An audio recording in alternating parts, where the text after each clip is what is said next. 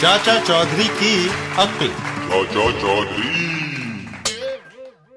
एक दिन चाचा चौधरी के घर पर। चाचा जी, क्या आपने आज का अखबार देखा है? नहीं, कोई खास खबर है? हाँ, ये देखिए। दीपू चाचा चौधरी को अखबार थमाता है। चाचा चौधरी अखबार पढ़ता है। नागरिक समिति चाचा चौधरी को 50,000 रुपए की थैली भेंट करेगी। पढ़कर खुशी हुई कि नागरिक समिति मेरा सम्मान कर रही है। इसीलिए मैं अखबार लेकर आया हूँ। तभी साबू भी वहाँ आ जाता है। लाओ चाचा जी, खिलाओ लड्डू। हैं? साबू, अगर तुझे लड्डू खिलाने पड़े तो मेरे पास क्या बचेगा? चाचा चौधरी और दीपू नागरिक समिति के दफ्तर की ओर चल देते हैं। दीपू, आओ नागरिक समिति के दफ्तर चले। नागरिक समिति के दफ्तर पहुंचकर, दफ्तर तो आलीशान है। समिति के चेयरमैन, चौधरी साहब, आपने लंबे अरसे तक जनता की जो सेवा की है उसको ध्यान में रखते हुए समिति ने आपको धन से सम्मानित करने का फैसला किया है। समिति के चेयरमैन धन की गठरी चाचा चौधरी के सामने रख देते हैं। ये लीजिए 50,000 रुपयों की थैली। इससे पहले कि चाचा चौधरी थैली को लेते, तभी ठहरो, जिसे आप इनाम दे रहे हैं वो ठग है।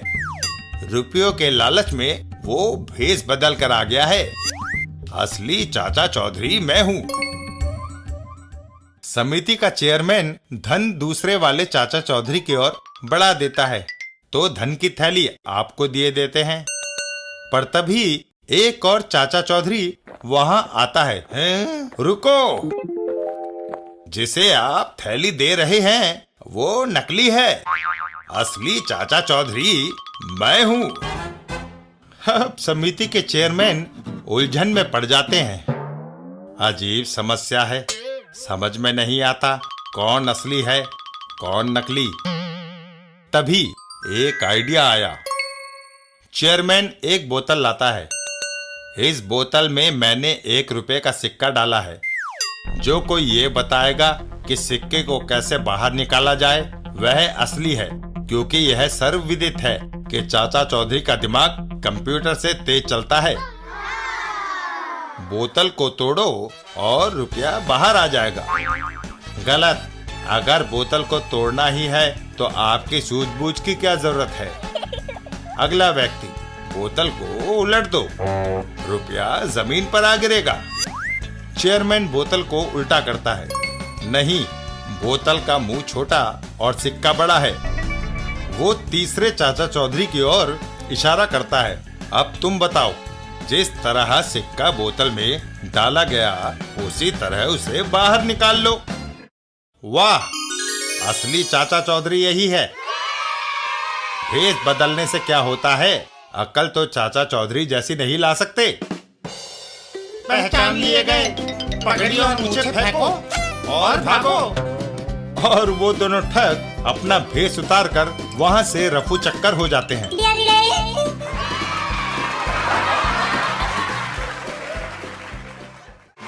चाचा चौधरी और नेट।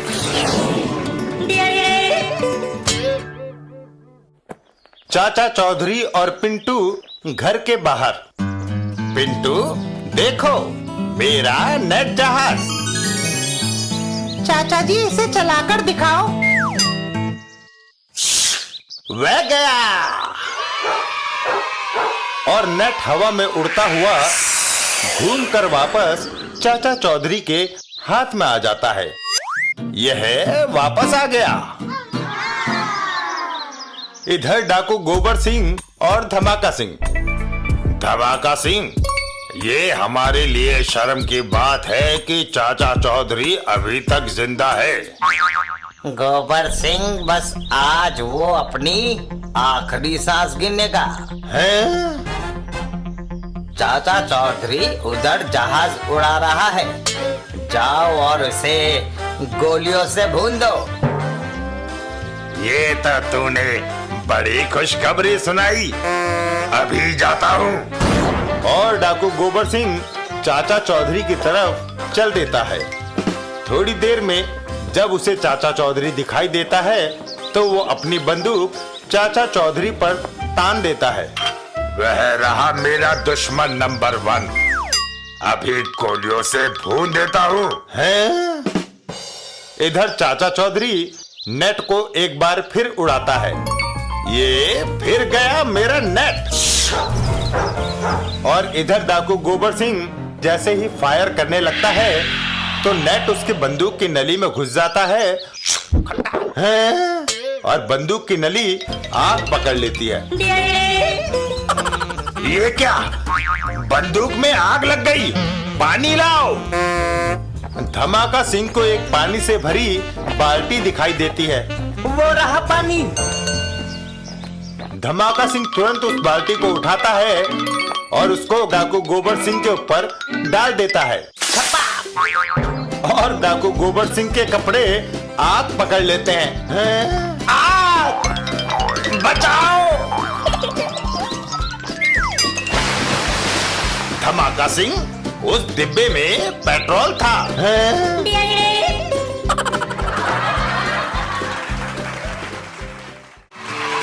चाचा चौधरी और शब्बू शिकारी। एक दिन चाचा चौधरी के घर। साबू, एक पहेली बूझोगे?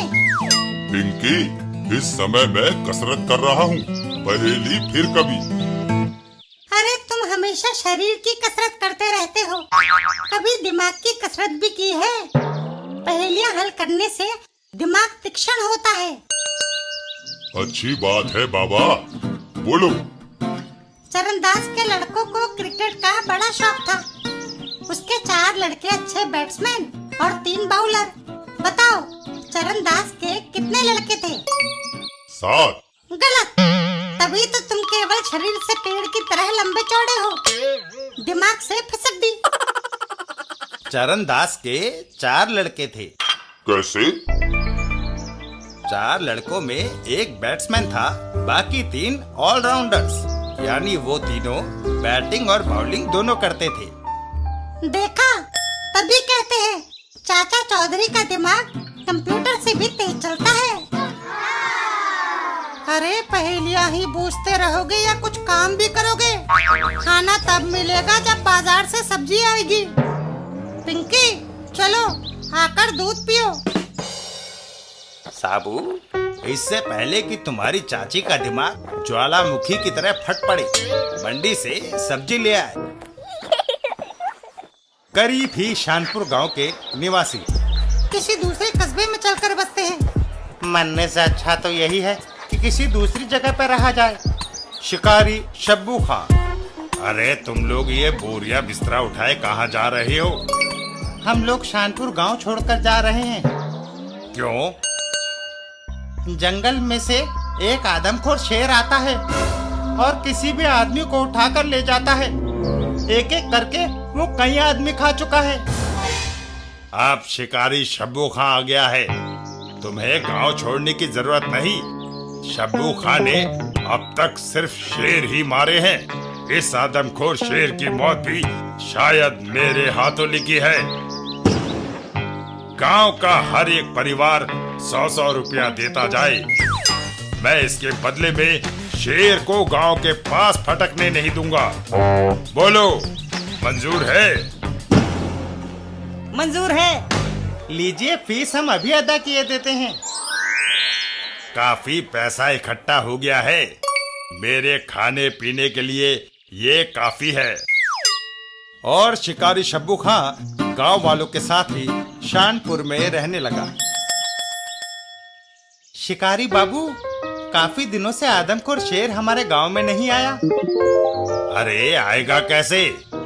बंदूक के सामने बड़ों बड़ों की हालत पतली हो जाती है।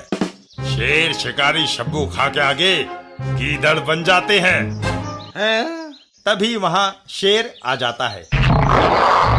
आए और शिकारी शब्बू खां वहां से पैसों की गठरी लेकर दौड़ लगा देता है।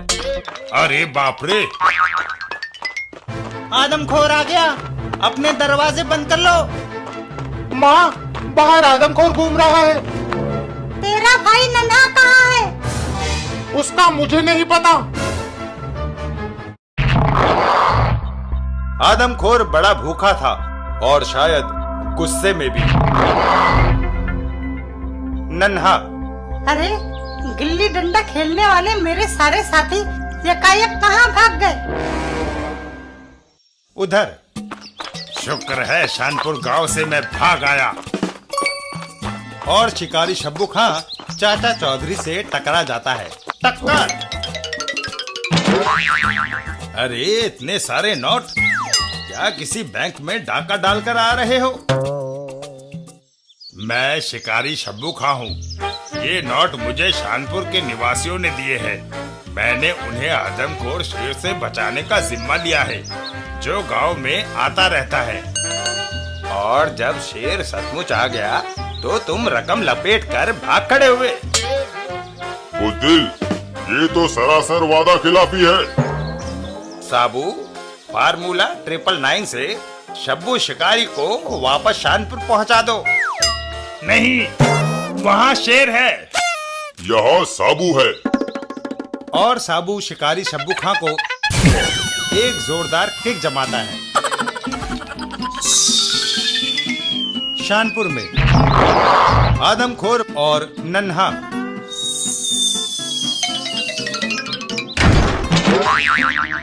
शिकारी शब्बू खां सीधा शेर के ऊपर गिरता है, जिससे शेर ढेर हो जाता है। आई, शिकारी बाबू ने आदमखोर को मार डाला। निहत्थे। आए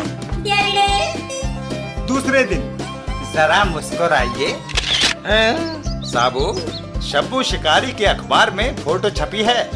लिखा है, निहत्थे शेर मारने पर उसे 10,000 इनाम मिलेगा।